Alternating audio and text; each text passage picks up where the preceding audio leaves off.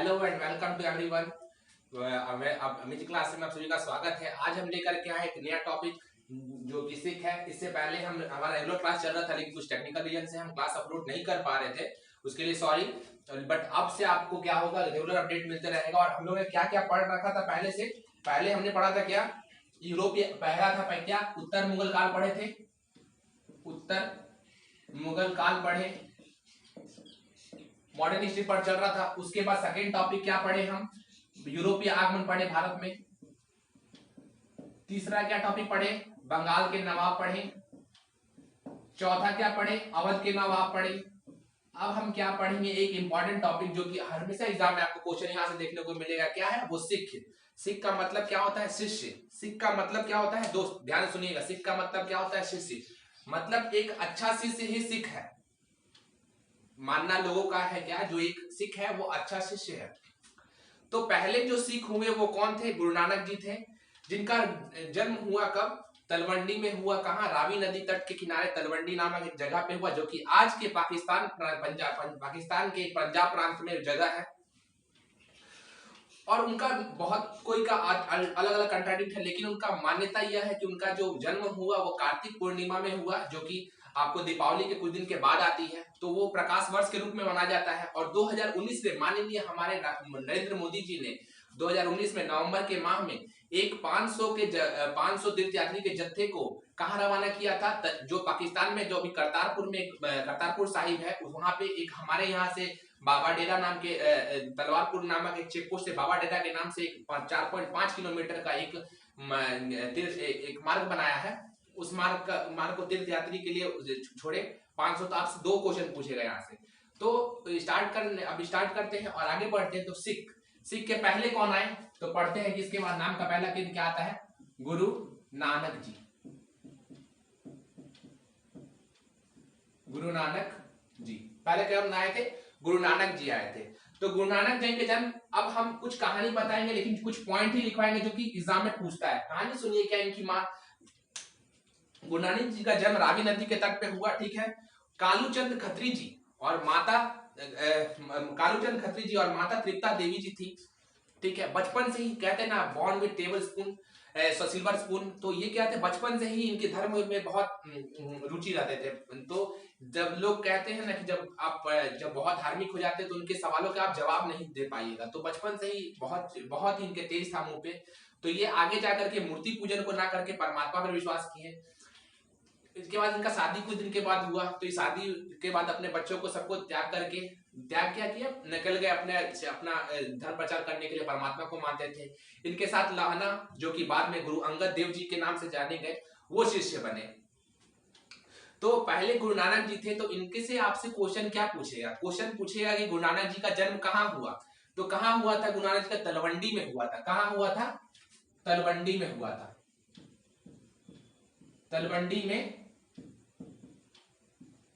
जन्म हुआ, जो कि आज का कहां है, पाकिस्तान के एक पंजाब प्रांत का जगह है। पंजाब के पाकिस्तान के पंजाब प्रांत में ये जगह है तलवंडी। यहीं पे इनका जन्म हुआ था।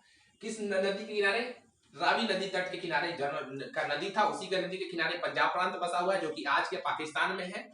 और उनका जन्म कहां हुआ, तलवंडी हुआ। माता का नाम था तृप्ता देवी और पिताजी का नाम था इनका कालूचंद खत्री जी थे। तो बचपन से तो ये थे। उसके बाद क्या हुआ कि ये किनके समकालीन थे, आपसे पूछेगा किनके समकालीन थे, मतलब इनका कार्यकाल किस टाइम का था। तो इनके इब्राहिम लोदी के समकालीन थे। किनके समकालीन थे, इब्राहिम लोदी के समकालीन थे। इब्राहिम लोदी के समकालीन थे। पहला क्वेश्चन हो गया। तलवंडी में पहला इनका जन्म हुआ, कहां, तलवंडी में जन्म हुआ। इब्राहिम लोदी के समकालीन थे।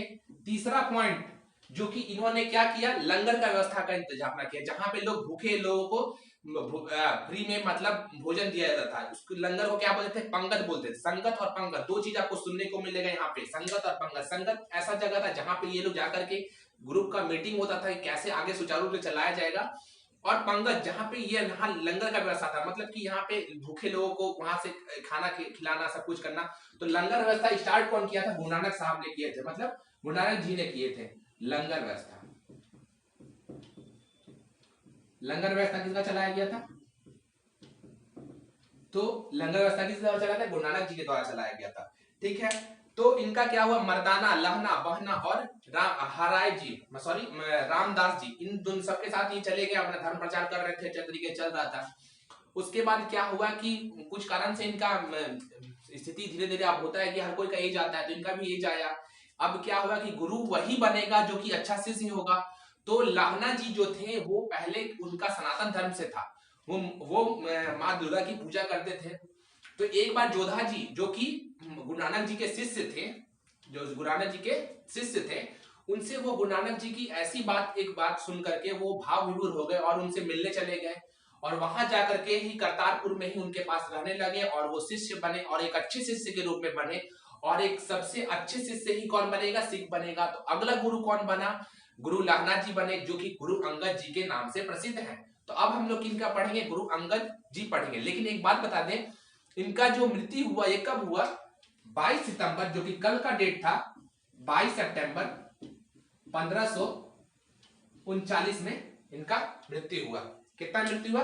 22 जनवरी 1539 में इनका मृत्यु हुआ। कल ही के दिन गुरु नानक पर्व में इनका ये जन्म हुआ था, मतलब मृत्यु हुई थी, तो कल ही हुआ था, ये डेट था। कौन सा डेट था? 22 सितंबर 1539 में इनकी मृत्यु हुई। ये ज्योति में ज्योतिर्लिंग हो गए, जो कि करतारपुर में ही ये अपना। उसके बाद कौन गुरु पद संभाला? गुरु लहना जी, जो कि इनका नाम था लहना, लेकिन वो शिष्य बने, गुरु सिख को अपनाए, तो वो किनका हो गए? वो क्या कहलाए? गुरु अंगद जी कहलाए। तो आज आप देखेंगे क्या? गुरु अंगद जी, उनका कार्यकाल कैसे कैसे था, वो कैसे कैसे, अब हर कोई आएगा तो कुछ ना कुछ एक्स्ट्रा करेगा, तो वो धीरे से आए और भी कुछ इसमें बहुत चीज सिख धर्म को ऊपर लेके गए।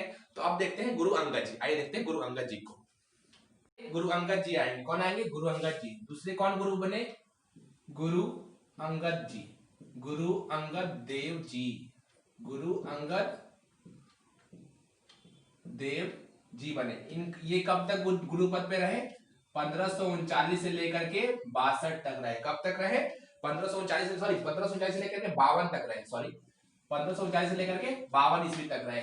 तो गुरु अंगद जी का जो नाम था वो क्या, किसके नाम से जानते थे? लाहना नाम से जाने थे। किस नाम से? लाहना के नाम से जाने जाते थे। बाद में जब गुरुपद संभाले के नाम से जाने जाते थे। बाद में इनको जब ये गुरु पद संभाले तो क्या हो गया? इनका क्या नाम हो गया? गुरु अंगद देव जी कहलाने लगे। उसके बाद यही अब शिष्य बने थे, यही अच्छा शिष्य थे, तो यही अब गुरु का मसीह का मतलब क्या था? शिष्य। तो जो शिष्य अच्छा रहेगा वही आएगा गुरु पद पे। तो इन्होंने क्या किया? लंगर व्यवस्था को और अच्छा किया, लंगर व्यवस्था को और अच्छा किया और व्यवस्थित किया।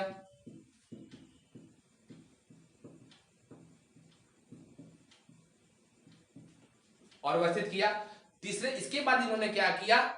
गद्दी की स्थापना की, मतलब जहां की पहले की बैठने का एक गद्दी, जहां पे ये लोग बैठ करके एक अच्छा से सुचारू रूप से चलाए, मतलब क्या? संगत का स्थापना की, मतलब क्या? संगत, जहां बैठेंगे ये लोग। तो इन्होंने क्या है? गद्दी की स्थापना की। किसकी?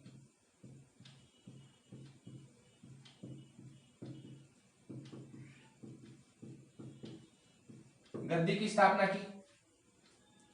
उसके बाद गद्दी की स्थापना की। इन्होंने क्या किया? भाई बालाजी से जान करके, मतलब जो भाई बालाजी थे और भी उनके साथी थे, उनसे जान करके गुरुमुख लिपि का एक नया वर्णमाला तैयार किया, जो कि सिखों की लिपि है, जिन्हें कहा जाता है गुरुमुख लिपि। गुरुमुख लिपि का एक नया आविष्कार किया इन्होंने, इन्हीं के द्वारा गुरुमुख लिपि दिया गया। और क्या किया? गुरु नानक जी के जितना भी धर्म गाथा थी, जितना भी प्रार्थनाएं थी, जितना भी वो प्रवचन दिए थे, जितना भी वो बात कहे थे, उनके गुरु बालाजी से मिल करके सारा कुछ को संयोग करके एक लिखना स्टार्ट किया गुरुमुख लिपि में। उस लिपि को क्या कहा गया? यहां दिख रहा, हाँ, गुरुमुख लिपि। गुरुमुख लिपि वर्णमाला का शुरुआत किसने किया? लिपि की शुरुआत की। तो ये शुरुआत किसने की थी? गुरु अंगद देव जी ने की थी, जो कि दूसरे सिख के दूसरे गुरु थे। अब कौन आएंगे? गुरु अंगद के बाद गुरु अमरदास जी आएंगे। कौन आएंगे? गुरु अमरदास जी। तो गुरु अमरदास जी भी कौन थे? वो भी एक शिष्य ही थे। कोई भी अभी तक पैतृक पद पे नहीं आया था कि मेरा पुत्र ही बनेगा, ऐसा कुछ नहीं था। जो सबसे योग्य होगा वही शिष्य बनेगा। तो योगी इसके बाद इनके बाद कौन सा योगी मिला शिष्य उनको? गुरु अमरदास जी, जिनका शासन जो गुरुपद पे 1552 से लेकर 64 तक रहे।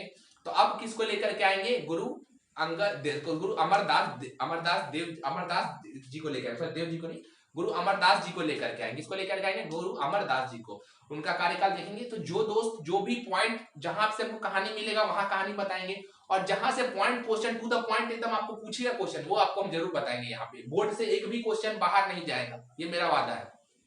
आप चाहो तो क्लास खत्म होने के बाद आप जाकर के टिक लगा सकते हो। एसएससी रेलवे का हो, यूपीएससी का हो, चाहे यूपीपीएससी का हो, कहीं का भी क्वेश्चन हो, आप जाकर टिक लगाओ। अगर नहीं लगा तो फिर कमेंट करो कि ये क्वेश्चन हमसे नहीं लगा। ठीक है, तो आप किसको पढ़ेंगे? गुरु अमरदास जी को पढ़ेंगे। मतलब जो कौन थे? गुरु के तीसरे सिख थे।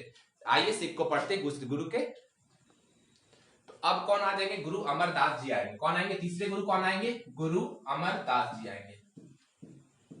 गुरु अमरदास जी आएंगे। इनका कार्यकाल कब था? अगर हम बात करेंगे तो 64 से लेकर के 74 तक, सॉरी 52 से लेकर के 1539 तक उनका गुरु नानक जी खत्म हुआ। गुरु नानक जी के बाद गुरु अंगद देव जी 1539 से लेकर के 52 तक गुरुपद पे बने रहे। अब गुरुपद पे कौन आ जाएंगे? 1552 से लेकर के 1574 तक कौन आ जाएंगे? गुरु अमरदास जी आ जाएंगे। कौन आ जाएंगे? गुरु अमरदास जी। तो ये कार्यकाल आपसे कभी नहीं पूछता, हम बस आपको पढ़ा रहे। तो मेरा कर्तव्य है कि हम लिखवाएं ये चीज को बोर्ड पे हम नोट करें कि बताएं कि इनका कार्यकाल कब था, तब इस चीज को आप रिलेट कीजिए कैसे आप बता रहे हैं आपको। ठीक है, तो अब गुरु अमरदास जी ने क्या किया कि अब उनको गुरु पद को और भी ऊपर ले जाना था, सिख धर्म को और धर्म प्रचार करना था। इन्होंने धर्म प्रचार और जोर शोर से किया सिखों का, हर जगह सिखों का बहुत अच्छा धर्म प्रचार करने लगे।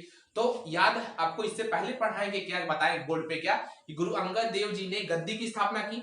तो इससे पहले क्या था? गुरु नानक जी ने लंगर व्यवस्था को स्थापना की थी। तो लंगर व्यवस्था को और सुचारू रूप से कौन बढ़िया तरीके से चलाए? गुरु अंगद देव जी चलाए। और जब गुरु अंगद देव जी ने गद्दी की स्थापना की तो उसको और बढ़ाने का दायित्व कौन ले लिया? गुरु अमरदास जी ने किया। तो इन्होंने 22 गद्दी की स्थापना की, जगह जगह पे 22 गद्दी की। कितना की? 22 गद्दी की, 22 गद्दियों की स्थापना की। आपसे डायरेक्ट क्वेश्चन पूछेगा 22 गद्दियों की स्थापना किसने की? तो कौन से गुरु ने की? तो सिखों कौन से गुरु ने की? तो तीसरे गुरु कौन थे? गुरु अमरदास जी ने की थी। तो गुरु अमरदास जी की पुत्री थी बीबी भानी। कौन थी? बीबी भानी। कहा जाता है कि बीबी भानी को अकबर ने बीबी भानी को 500 बीघा जमीन, बहुत छोटे छोटे गांव दिए थे। क्यों दिए थे? जब ये धर्म प्रचार बहुत अच्छे तरीके से करे तो अकबर यहाँ पे आए थे इनसे मिलने के लिए। तो उस टाइम उन्होंने भी संगत पंगत का ही हिस्सा बने, मतलब संगत में बैठे, फिर उसके बाद भोजन किया, उसके बाद गए। उसी कार्यकाल में बीबी भानी को, मतलब इनकी पुत्री कौन थी? पुत्री बीबी भानी को जमीन दान दिए, बहुत सारे गांव उनको खुश होकर के दिए ये। तो इन गांव को दिए। तो बीबी भानी का शादी किससे करवाए? वो रामदास से। किससे? गुरु रामदास जी से कराए। किससे कराए? गुरु रामदास जी से। तो इनका शादी किससे हुआ? गुरु रामदास जी से शादी हुआ।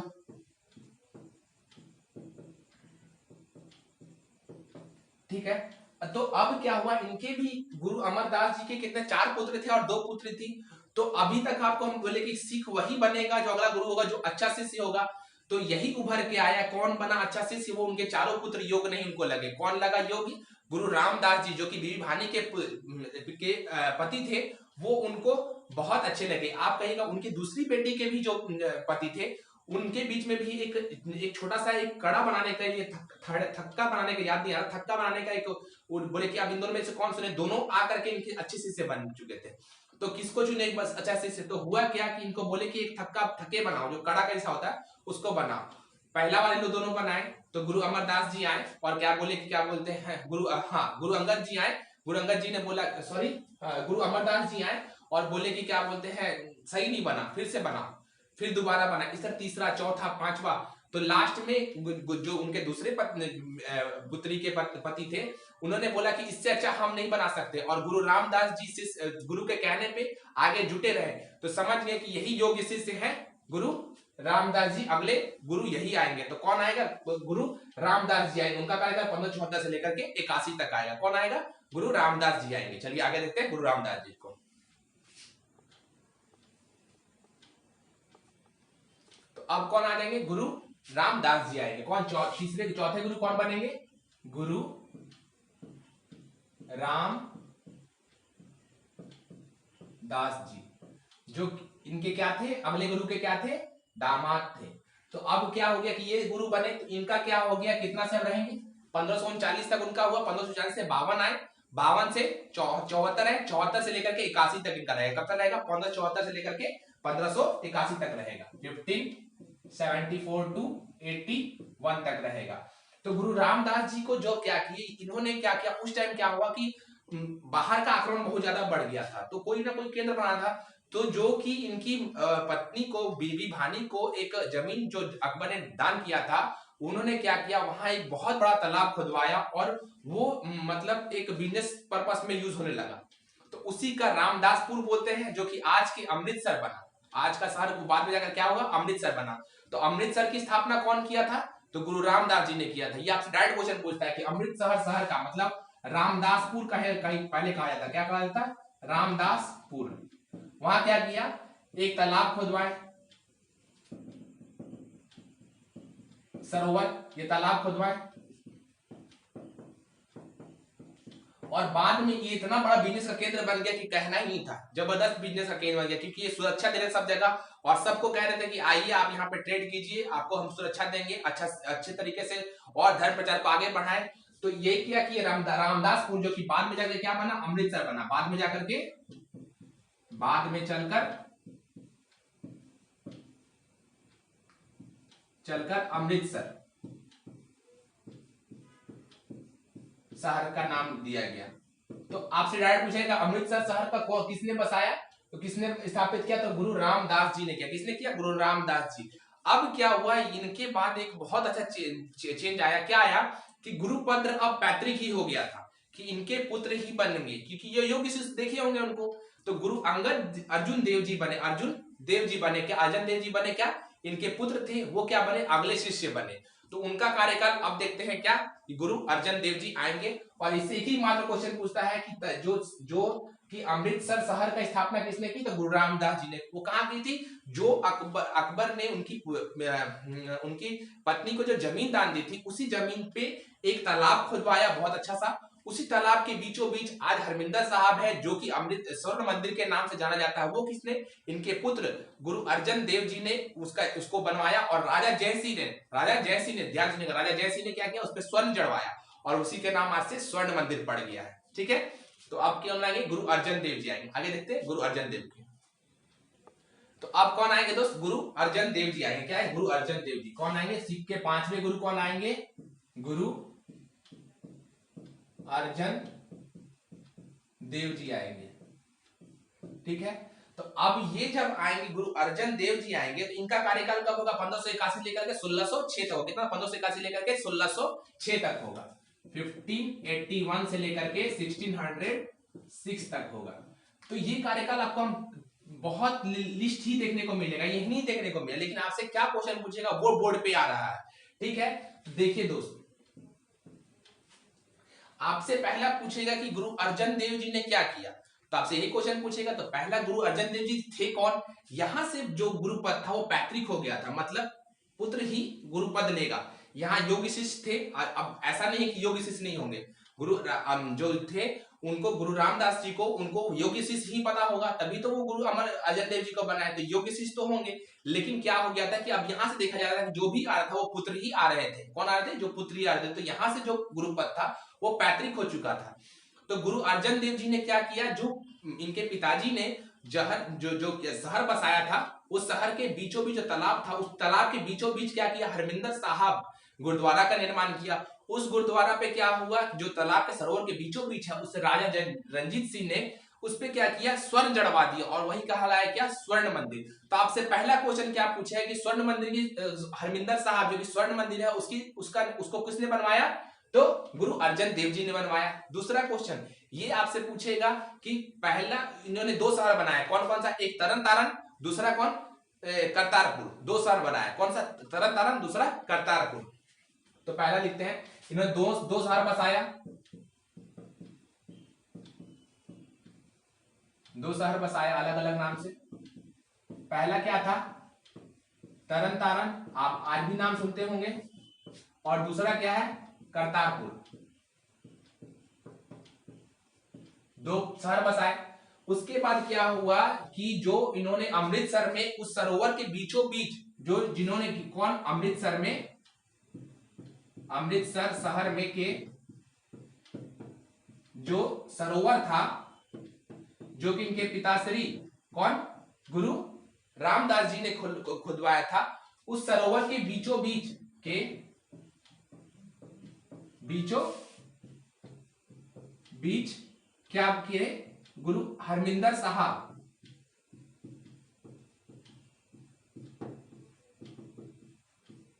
साहिब गुरुद्वारा का निर्माण करवाया। उस गुरुद्वारा पे स्वर्ण जड़ने का काम किसने किया? रंजीत सिंह ने, राजा रंजीत सिंह ने किया। तो स्वर्ण किसने उस पे जड़ा? स्वर्ण जड़ा राजा रंजीत सिंह ने। इसी से इनका नाम, इस गुरुद्वारे का क्या नाम पड़ गया? स्वर्ण मंदिर पड़ा। तो आप डायरेक्ट पूछेगा कि हरमिंदर साहब का गुरुद्वारा का निर्माण किसने किया? तो गुरु अर्जन देव जी ने किया। हुआ क्या, जब इनका कार्यकाल खत्म होने वाला था, उससे पहले ही क्या हुआ कि घरमट का युद्ध हुआ था।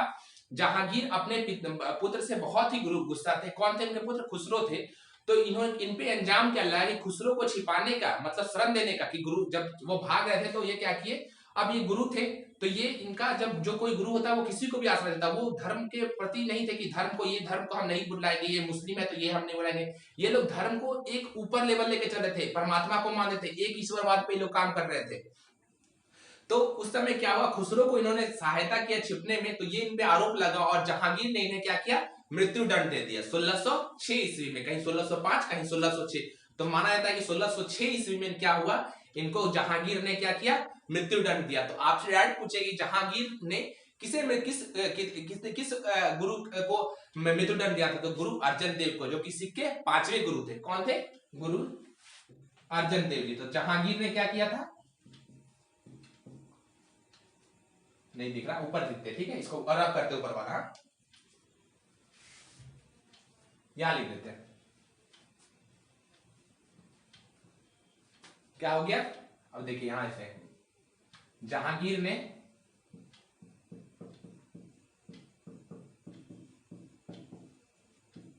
मृत्यु दंड दिया था। क्यों? खुसरो को शरण देने के चलते। यहां ब्रैकेट में लिख रहे हैं, खुसरो जो शाहजहां थे, खुसरो शाहजहां को शरण देने के चलते, को शरण देने के चलते।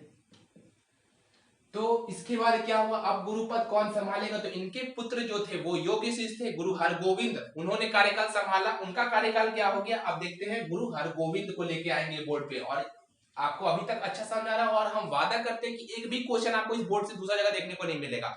हर एक क्वेश्चन बोर्ड से है। आपको अगर विश्वास नहीं है तो आप एक बार वीडियो देखिए और डायरेक्ट क्वेश्चन लगाइए। आपसे आज के तक नहीं लगता होगा, लेकिन आज के बाद हम गारंटी देते हैं कि हर क्वेश्चन आप लगा के आइएगा। कोई भी एग्जाम हो, एक एक पॉइंट क्वेश्चन है, एक एक पॉइंट सर, एक एक पॉइंट बोल रहे हैं, एक एक पॉइंट 2 क्वेश्चन है।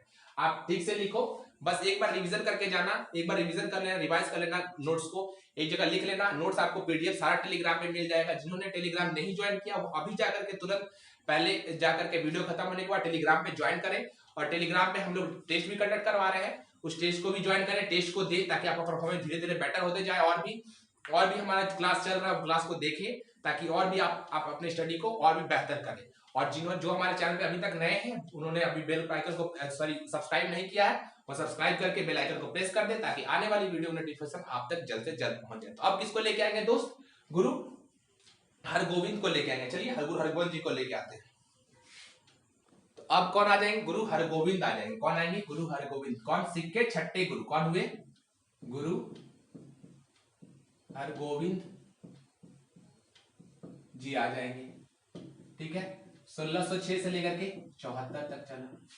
तो इनके काल में क्या हुआ? सॉरी 1606 1606 से लेकर के 45 तक चला। तो इनके कार्यकाल में क्या हुआ, इन्होंने बहुत तगड़ी एकदम मेरी और पीरी दो तलवार इनके पास रखी। इन्होंने आप सिख को और मजबूत करना चाहा, सिपाही बनाना स्टार्ट किया कि देखो उस समय क्या होता था कि जो था धर्म प्रचारक जो भी थे वो एकदम जबरदस्ती मुस्लिम धर्म को अपनाने के लिए परेशान किए थे कि मुस्लिम धर्म को आपको अपनाना ही पड़ेगा। जो जहांगीर थे उस टाइम भी, और धीरे धीरे जब शाहजहां मुगल का काल आने लगा तो उस समय क्या मुस्लिम को जबरदस्ती मुस्लिम बनाया जाता है, हिंदू के मुस्लिम में कन्वर्ट किया जा रहा था, बहुत कोशिश था। तो ये बोले कि अब हमको ताकत के रूप में उभरना पड़ेगा। तो ताकत के रूप में उभरने की क्या कि इन्होंने दो तलवार रखा। दो तलवार का क्या था, मीरी और पीरी, दो तलवार अपने साथ में रखना स्टार्ट किया और एक अकाल तख्त का स्थापना की। किसका, अकाल तख्त का। और जो हम लोग बोलते हैं नहीं गुरु, जब आप किसी सिख से सिख दो सिख मिलेंगे तो हम लोग जय श्री राम, जय राधे राधे हर कोई अपने, तो इन लोगों ने कहते सत श्री काल, मतलब सत्य ही अकाल है। क्या है, सत श्री अकाल, मतलब सत्य ही अकाल है। इन्होंने ही दी सत श्री अकाल बोलने का, सत्य ही अकाल है। और पहला क्या दिया, सिख को क्या किया, अब इन्होंने सिख को क्या किया, सैनिक बनाना स्टार्ट किया। तो सैनिक बनाकर क्या किया, दो तलवार रखते थे अपना और गद्दी में बैठते थे जहां पे इनका धर्म प्रचार था। जो कौन, दो तलवार का क्या नाम था, एक था मीरी और दूसरा था पीरी। तो पहला क्या देखते हैं, इन्होंने क्या किया, मीरी और पीरी दो तलवार रखे, तलवार रखते थे। तो आपसे पहला क्वेश्चन क्या हो गया, मीरी और पीरी दो तलवार किस के पास रहता था, तो वो सिख के कौन से गुरु के पास रहता था, गुरु हरगोविंद जी के पास होता था।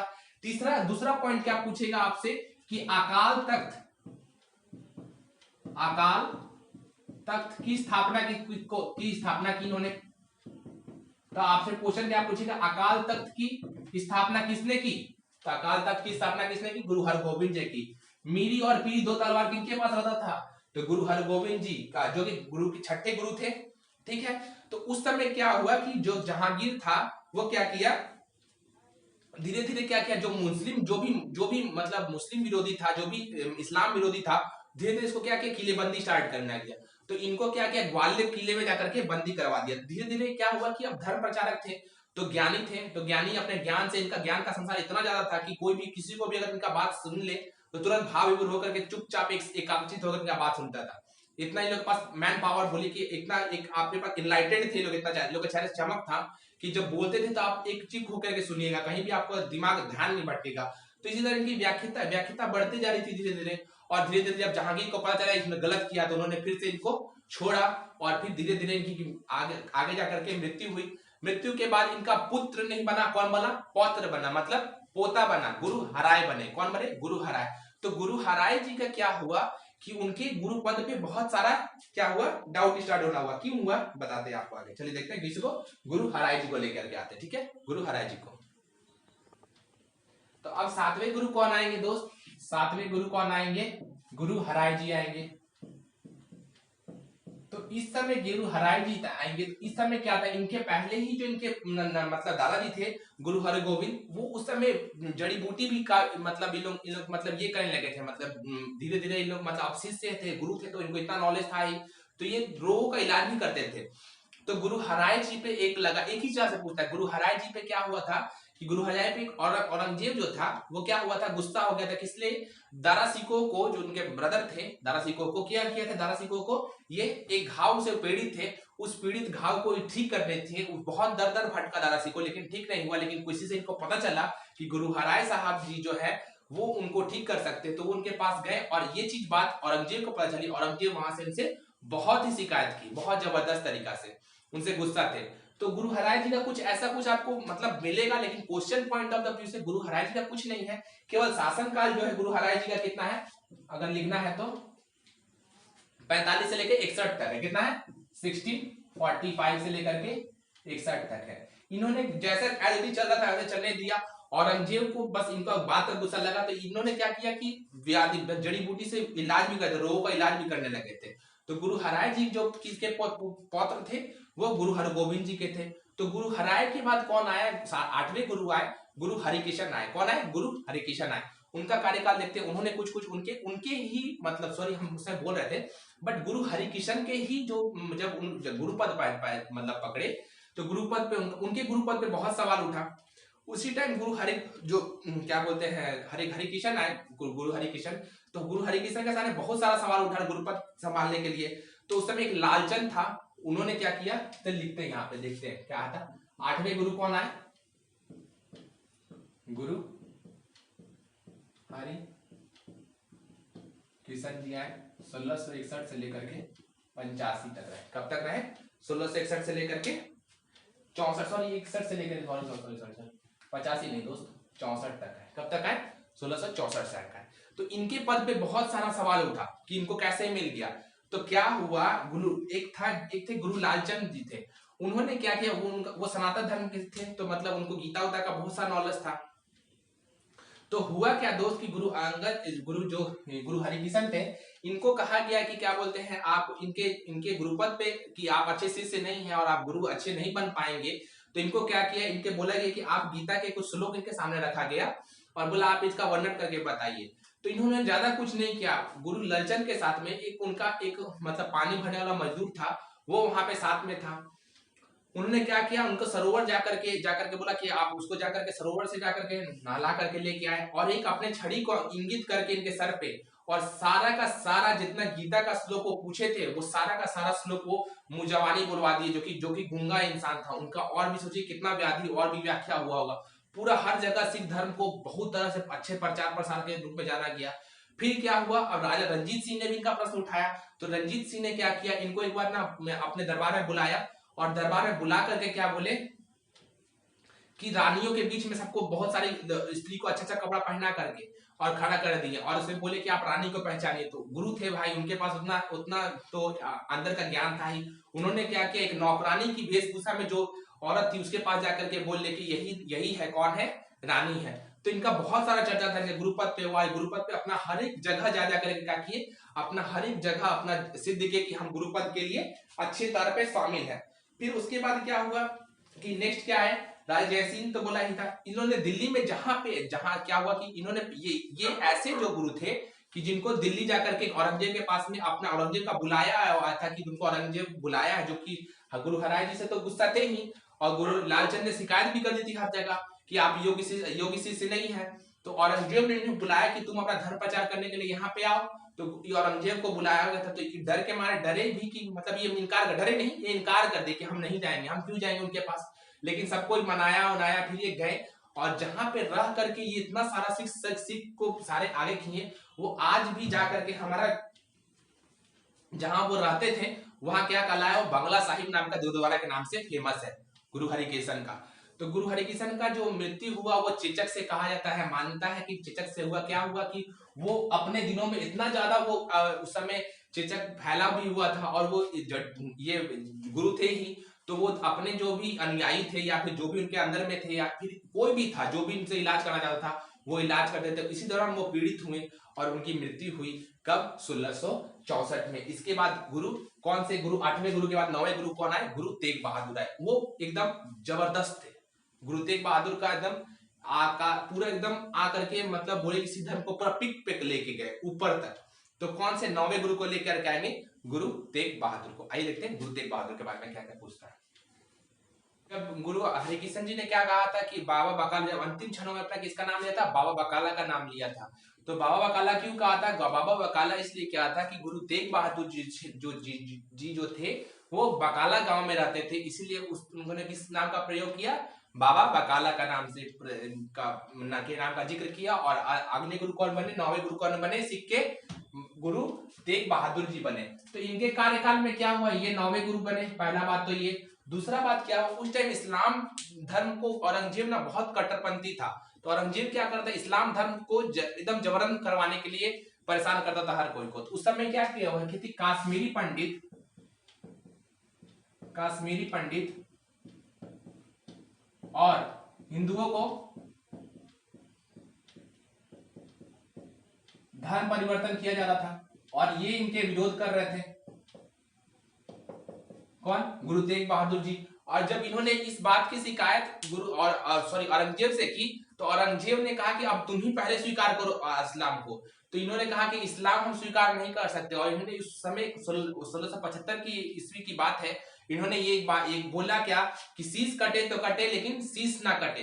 सॉरी शीश कटे तो कटे लेकिन केस ना कटे। और इसी बात पे औरंगजेब और भड़का और 1675 में क्या किया, फतवा जारी किया और इन्हें क्या बोलते हैं, इनके शीश को कटवा दिया। और वहीं पे क्या है, आज के डेट में एक गुरुद्वारा है जहां शीशगंज साहिब, क्या बोलते हैं, शीशगंज साहिब के नाम से जाना जाता है।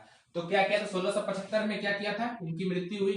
तो आपसे किसने करवाई थी, औरंगजेब ने। औरंगजेब ने सर कटवा दिया था, किस लिए, इस्लाम स्वीकार करने, इस्लाम स्वीकार करने के लिए।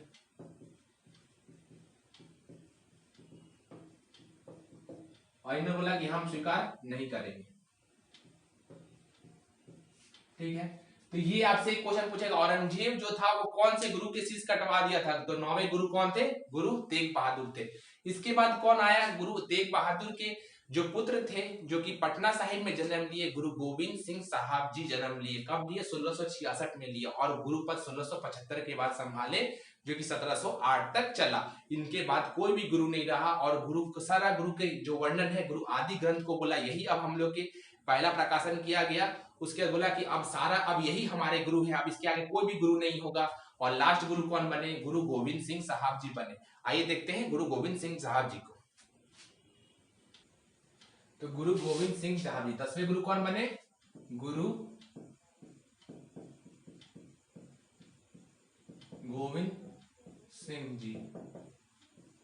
कब तक बने, 1675 से लेकर के 1708 तक बने। ये जो सिंह है ना, यही बहुत बड़ा इनका रोल है। ये कब से लगाना स्टार्ट किया, हर एक सिख के आप देखिए कि सिंह लगाते हैं, वो कब से स्टार्ट किए, बैसाखी पर्व का था। पहला क्वेश्चन तो आपसे पूछेंगे कि इनका जन्म कब हुआ, 1666 ईस्वी में पटना साहिब में हुआ। 1666 में पटना साहिब में हुआ इनका जन्म हुआ। जहाँ की आज भी पटना साहिब गुरुद्वारा बहुत ज्यादा फेमस है, आप सभी को पता है। उसके बाद दूसरा क्वेश्चन क्या पूछेगा, बैसाखी पर्व जो कि 14 जनवरी को मैक्सिमम लोग मनाते हैं, बैसाखी पर्व के दिन क्या कि इन्होंने खालसा पंथ की स्थापना की। इस खालसा पंथ के बाद क्या हुआ, मेल जो थे वो अपने नाम के आखिर में सरनेम में सिख लगाते थे, और फीमेल जो थे वो कौर लगाने लगे। तो खालसा पंथ की स्थापना किसने की, गुरु गोविंद सिंह जी ने की। क्या की, खालसा पंथ की स्थापना की। इसके बाद क्या हुआ, ये ऐतिहासिक पल था, जो मेल थे वो सिंह लगाने लगे, और जो फीमेल थी वो कौर लगाने लगी। ठीक है, तो ये बहुत बड़ा पंथ था। उसके बाद क्या हुआ कि इन्होंने खालसा पंथ की स्थापना की, और सिखों के लिए 5 चीज अनिवार्य किया। क्या किया, केस, कड़ा, कंघा, किरपान और कच्छा। ये 5 चीज सिखों के लिए अनिवार्य किया। हर एक जो सिख है, जो शिष्य है, वो ये 5 चीजों का अपने पास रखेगा ही रखेगा। और इस चीज को कहा गया, यही खालसा पंथ आगे जाकर के और भी आगे बढ़ा। और क्या हुआ कि जो गोविंद सिंह जी के पुत्र थे, वो पुत्रों को क्या बोलते हैं, औरंगजेब जो था वो उनको मरवा दिया। तो दीवार में चुनवाया, मरवा दिया। तो ये उन्होंने औरंगजेब को बोले कि औरंगजेब तुम्हारी मृत्यु नजदीक आ चुकी है, क्योंकि मैं खालसा पंथ मेरा तैयार हो चुका और तुम पे वो आक्रमण करने के लिए तैयार है। और उसके बाद क्या किया, गुरु गोविंद सिंह साहब ने इन्हें संत सिपाही कहा जाता था। क्या कहा जाता, संत सिपाही, यहां दिख रहा है, हाँ, संत सिपाही कहा जाता था। तो इन्होंने क्या कहा, औरंगजेब का जो टुकड़ी सेना था ऊपर इधर उधर बटा हुआ था, उस पर आक्रमण किया और जबरदस्त जीत हासिल किया। धीरे धीरे पता चला कि औरंगजेब की मृत्यु हुई। और इन्होंने जब बहादुर शाह को जब क्या बोलते हैं इस क्या गद्दी में बैठाने में मदद की, तो वजीर खान जो था, एक वजीर खान था, वो पठान था, वो बहुत ज्यादा ही इनसे नाराज हुआ और इनसे डरा भी कि आगे जाकर के बहुत ऊपर कर सकते। तो उन्होंने 2 पठान को इनके पीछे लगा दिया। वो पठान क्या कोशिश करता था हमेशा इनको कहीं ना कहीं, तो वो क्या कि एक जगह उनको मिला, कहीं वो तलवार से मारने की कोशिश किया, तो उनके बाद वो थोड़ा मोड़ा घाव से पीड़ित हुए, लेकिन उसके बाद धीरे धीरे उनका अंतिम क्षण में अपना वो 1708 ईस्वी में स्वर्गवास हुए, मतलब ज्योति में ज्योतिर्लिंग हो गए, मतलब एक ज्योति में समा गए। और उसके बाद उन्होंने क्या कहा कि अब कोई गुरु नहीं रहेगा। अब क्या उन्होंने क्या कहा, अब कोई गुरु नहीं रहेगा, सारा गुरु कहाँ रह गया, आदि ग्रंथ में रह गया। कहाँ रखा गया, आदि ग्रंथ में रखा गया। तो यहाँ पे प्रकट करके यहाँ लिखते हैं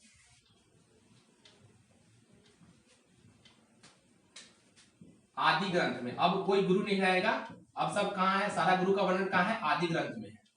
और इस आदि ग्रंथ को किसने लिखा था, स्टार्ट किसने किया था, गुरु अर्जन जी ने, गुरु अर्जन देव जी ने।